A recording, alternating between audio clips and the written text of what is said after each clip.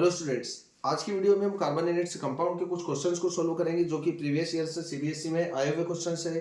तो ये question exam के पॉइंट ऑफ व्यू से वेरी इंपॉर्टेंट क्वेश्चन होंगे। उसमें हमारा सबसे पहला क्वेश्चन होगा, right the molecular formula of benzene and draw its structure. तो यहाँ पर हमें बेंजीन का मोलिकुलर फार्मूला बताना है और उसके स्ट्रक्चर के बारे में हमें बताना है। तो मोलिकुलर फार्मूला बेंजीन जो होगा वो होगा C6H6। ये होगा बेंजीन का मोलिकुलर फार्मूला। अब इसकी स्ट्रक्चर के बारे में हम जाने तो स्ट्रक्चर क्या होती है। बेंजीन के स्ट्रक्चर में इस तरीके से आप बनाते हैं। बेंजीन का जो स्ट्रक्चर होता है वो होता है साइक्लिक स्ट्रक्चर, और आपको क्या करना है, alternately double single double single double, मतलब यहाँ पर आपको क्या करना है, 3 डबल बॉन्ड लगा देने हैं। 3 डबल बॉन्ड लगाने, और यहाँ पर जो कार्बन आपको अटैच कर देना है, सभी जगह पर यहाँ पर कार्बन होगा। हर कार्बन की वैलेंसी यहाँ पर 4 होती है, 1 2 और 3। तो आपको यहाँ पर एक हाइड्रोजन जोड़ देना है। इस कार्बन के लिए 1 2 3, तो यहाँ पर भी आपको एक हाइड्रोजन जोड़ देना है, 1 2 और 3। यहाँ पर भी आपको एक हाइड्रोजन जोड़ देना है, 1 2 और 3। यहाँ भी हमें एक हाइड्रोजन को जोड़ देना है।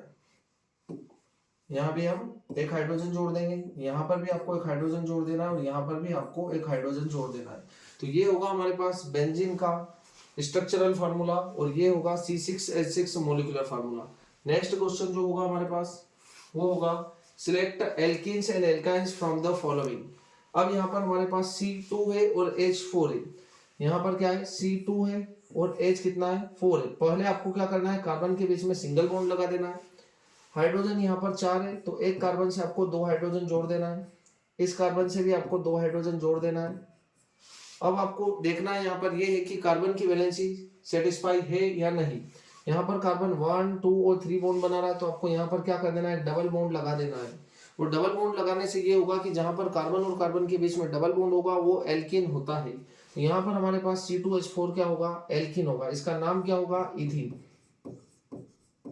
फिर हमारे पास है C3H4। पहले आपको 3 कार्बन बना देना है, और हाइड्रोजन हमारे पास 4 है, 1 2 3, और यहाँ पर है 4। अब आपको कार्बन की वैलेंसी को चेक करना है, 1 2 3 और 4। इस कार्बन की वैलेंसी सेटिस्फाई है, 1 और 2। इस कार्बन की वैलेंसी सेटिस्फाई नहीं है, तो यहाँ पर आपको क्या लगा देना है, एक डबल बॉन्ड लगा देना है। ये बॉन्ड ऑलरेडी था।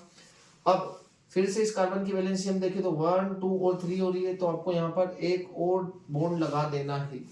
अब यहाँ पर आ रहा है, दिख रहा है आपको, कार्बन और कार्बन के बीच में ट्रिपल बॉन्ड आ रहा है, मतलब ये क्या होगा, एल्काइन होगा। जहां पर कार्बन और कार्बन के बीच में ट्रिपल बॉन्ड होगा वो एल्काइन होगा। तो ये हमारे पास होगा क्या, प्रोपाइन। इसका नेम जो होगा वो होगा प्रोपाइन। और ये किस सीरीज से होगा, ये एल्काइन होगा। और ये जो हमारे पास होगा वो क्या होगा, एल्कीन होगा। अगला देखते हैं हम, C2H2। C2 है और H भी कितने हैं, 2 है। अब यहाँ पर हम देखें तो कार्बन की वैलेंसी अनसेटिस्फाई है, तो यहाँ पर आपको क्या करना है, ट्रिपल बॉन्ड लगा देना है, जिससे इस कार्बन के भी 4 बॉन्ड पूरे हो जाएंगे और इस कार्बन के भी 4 बॉन्ड पूरे हो जाएंगे। इसका नेम जो होगा वो होगा इथाइल। ये भी क्या होगा, एल्काइन होगा, क्योंकि यहाँ पर कार्बन और कार्बन के बीच में ट्रिपल बॉन्ड आ रहा है, तो ये होगा हमारे पास एल्काइन। ठीक है। फिर हमारे पास है C4H8। कार्बन यहाँ पर कितने, 4 है, 1 2 3 4। सभी कार्बन के बीच में पहले आपको सिंगल बॉन्ड लगाना है। उसके बाद यहाँ पर हाइड्रोजन 8 है, 1 2 3 4 5 6 7 और 8। अब यहाँ पर हम देखें तो इस कार्बन की 4 वैलेंसी सेटिस्फाई है, इस कार्बन की भी 4 वैलेंसी सेटिस्फाई है, इस कार्बन की 4 वैलेंसी सेटिस्फाई नहीं है, तो आपको यहाँ पर एक डबल बॉन्ड लगा देना है। डबल बॉन्ड लगा देना है, और इसका नेम जो होगा वो ब्यूटीन होगा। मतलब ये क्या है, एल्कीन है, क्योंकि यहाँ पर कार्बन और कार्बन के बीच में डबल बॉन्ड आ रहा है। तो यहाँ पर हमें एल्कीन और एल्काइन को सिलेक्ट करना है। तो ये जो हमारे पास होगा पहला ऑप्शन जो होगा, मतलब C2H4, और जो फोर्थ ऑप्शन है C4H8, ये होंगे हमारे पास क्या, एल्कीन, क्योंकि यहाँ पर कार्बन और कार्बन के बीच में आ रहा है डबल बॉन्ड। और यहाँ पर हमारे पास C3H4 और C2H2, ये होंगे हमारे पास एल्काइन, क्योंकि यहाँ पर कार्बन और कार्बन के बीच में ट्रिपल बॉन्ड आ रहा है। क्लियर है। अब हमारे पास नेक्स्ट क्वेश्चन होगा, थर्ड क्वेश्चन है draw the electron dot diagram and structure of a nitrogen molecule. आपको यहाँ पर नाइट्रोजन मॉलिक्यूल का इलेक्ट्रॉन डॉट डायग्राम और स्ट्रक्चर को बनाना है। सबसे पहले हम नाइट्रोजन की बात करें तो नाइट्रोजन का एटॉमिक नंबर होता है 7, इसकी के शेल में इलेक्ट्रॉन्स होते हैं 2, एल में होते हैं 5। मतलब नाइट्रोजन के आउटर शेल में कितने इलेक्ट्रॉन्स होंगे, 5 इलेक्ट्रॉन्स होते हैं। और नाइट्रोजन जो रहेगा वो डायटोमिक फॉर्म में होता है, मतलब नाइट्रोजन के दो एटम्स आपस में क्या होते हैं, कंबाइन होते हैं।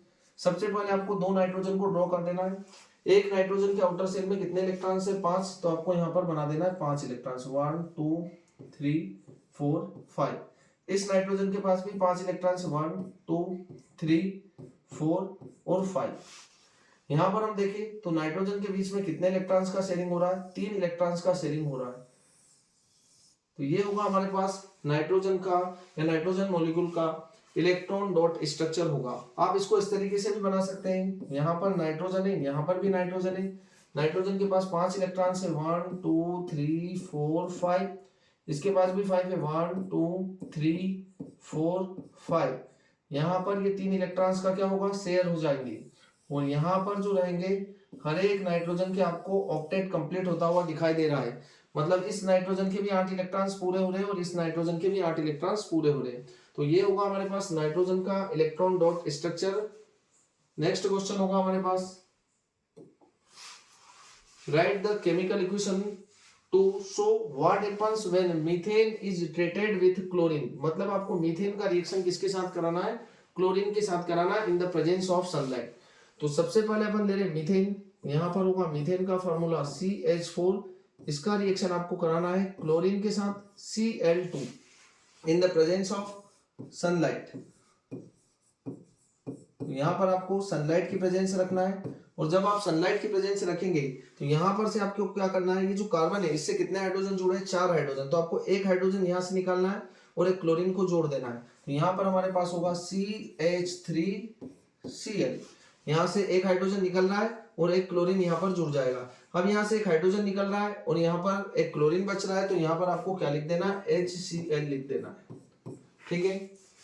फिर नेक्स्ट स्टेप में आपको क्या करना है, फिर से यहाँ का जो प्रोडक्ट रहेगा उसे यहाँ पर लिखना है CH3Cl। फिर इसका रिएक्शन आपको किसके साथ कराना है, क्लोरीन के साथ कराना है इन द प्रेजेंस ऑफ सनलाइट। क्या होगा यहाँ पर, फिर से आपको एक हाइड्रोजन निकालना है और एक क्लोरीन को यहाँ पर जोड़ देना। तो क्या होगा CH2Cl2। एक क्लोरीन पहले ही था, एक क्लोरीन हमने यहाँ पर जोड़ा, एक हाइड्रोजन यहाँ से निकल रहा है और एक क्लोरीन यहाँ पर बच रहा है, तो क्या हो जाएगा, HCl हो जाएगा। ठीक है। नेक्स्ट स्टेप में फिर आपको क्या करना है, यहाँ पर CH2Cl2। ठीक है। इसका रिएक्शन फिर से आपको क्लोरीन के साथ कराना है इन द प्रेजेंस ऑफ, यहाँ पर आपको फिर से सनलाइट की प्रेजेंस ही रखना है। यहाँ से क्या होगा, एक हाइड्रोजन निकलेगा और फिर से आपको यहाँ पर CHCl3। अब देखो यहाँ पर कितने क्लोरीन जुड़ चुके हैं, 3 क्लोरीन जुड़ चुके हैं। यहाँ से जो एक हाइड्रोजन निकल रहा है और यहाँ पर एक क्लोरीन बच रहा है, तो क्या हो जाएगा यहाँ से HCl। लास्ट स्टेप में आपको क्या करना है, CHCl3। इसका रिएक्शन अगेन आपको क्या करना है, क्लोरीन से करा देना है। अब हमारे पास एक ही हाइड्रोजन बचा है, तो ये क्लोरीन यहाँ पर जुड़ जाएगा, तो क्या होगा CCl4 और यहाँ से फिर से HCl निकल जाएगा। तो हर स्टेप में आपको क्या दिख रहा है कि एक क्लोरीन ऐड हो रहा है या एक क्लोरीन एक हाइड्रोजन को सब्स्टिट्यूट कर रहा है। तो यहाँ पर आपके पास लास्ट में जो बनेगा वो कार्बन टेट्रा क्लोराइड बन जाएगा। नेक्स्ट क्वेश्चन हमारे पास होगा, name the compound formed when ethanol is warmed with ethanoic acid in the presence of few drop of concentrated sulphuric acid. तो आपको क्या करना है, इथेनॉल का रिएक्शन इथेनोइक एसिड के साथ कराना है इन the presence of concentrated sulphuric acid. यहाँ पर हम ले रहे इथेनॉल CH3CH2OH, ये होगा हमारे पास इथेनॉल। इसका रिएक्शन आपको कराना है किसके साथ, इथेनोइक एसिड के साथ, CH3COOH। ये होगा हमारे पास ethanoic acid in the presence of concentrated sulphuric acid. तो आपको यहाँ पर प्रेजेंस जो रखना है वो कॉन्सेंट्रेटेड सल्फ्यूरिक एसिड की रखना है। तो यहाँ से देखो, यहाँ से OH और यहाँ से H2O निकल जाएगा, तो यहाँ पर आपको लिखना है क्या, H2O। अब आपके पास क्या बच रहा है, CH2, फिर ये होगा CO, और इस O को भी लिख देना आपको, और यहां पर बचेगा हमारे पास CH3, इसे हम बोलते हैं क्या, एस्टर। तो ये होगी हमारे पास एस्टरिफिकेशन रिएक्शन। जब आप इथेनॉल का रिएक्शन इथेनोइक एसिड के साथ इन द कॉन्सेंट्रेटेड H2SO4 करवाएंगे तो आपको यहाँ पर एस्टर मिल जाएगा। यहां से निकल रहा है, यहां से निकल रहा है क्या, H, और यहां से निकल रहा है OH। तो H2O निकल जाएगा आपका, और जो भी बच रहा है वो आपको यहाँ पर लिख देना है। मतलब हमारे पास यहाँ पर जो बन रहा है वो एस्टर बन रहा है। इस रिएक्शन को एस्टरिफिकेशन रिएक्शन भी बोलते हैं। तो ये थे हमारे आज के क्वेश्चन। नेक्स्ट जो क्वेश्चन होंगे वो नेक्स्ट वीडियो में हम करेंगे। Thank you.